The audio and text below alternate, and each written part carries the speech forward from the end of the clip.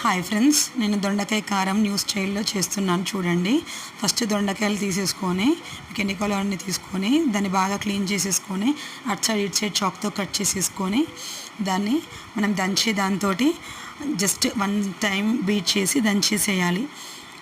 దంచేసిన తర్వాత కడాయి అయినా లేకపోతే గిన్నె అయినా ఏదైనా పెట్టేసుకొని అందులో కొంచెం ఆయిల్ వేసేసి అందులో ఈ కట్ చేసుకున్న దొండకాయలు వేసేసి మూత పెట్టేసి ఒక 5-10 మినిట్స్ మగ్గనించాలి.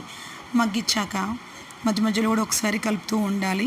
2-3 మినిట్స్కి ఒకసారి అటు ఇటు కింది పైకి కిందికి వచ్చేటట్టుగా మంచిగా చూసుకోవాలి. అన్నీ ఫ్రై అయ్యేటట్టు చూసుకోవాలి.